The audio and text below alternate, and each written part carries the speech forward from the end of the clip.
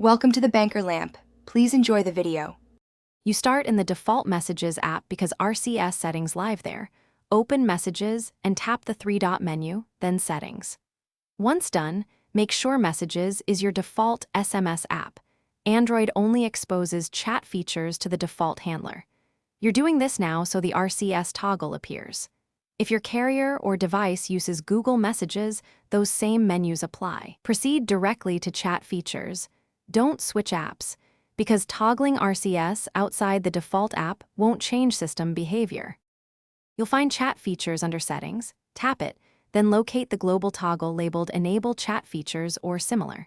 Turn that toggle off. This tells your phone to stop using RCS and revert to standard SMS/MMS.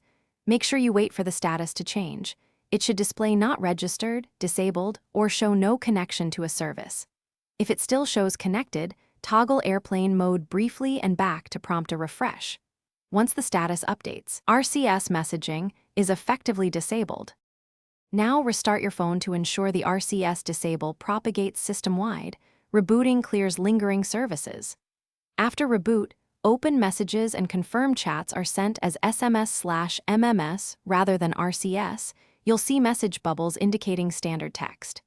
If RCS still appears active, clear the Messages app cache and data in Settings apps, then repeat disabling.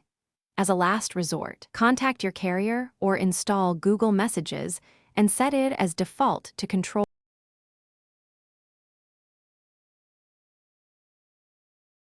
Thanks for watching. If this was helpful, leave a like and consider subscribing. See you next time.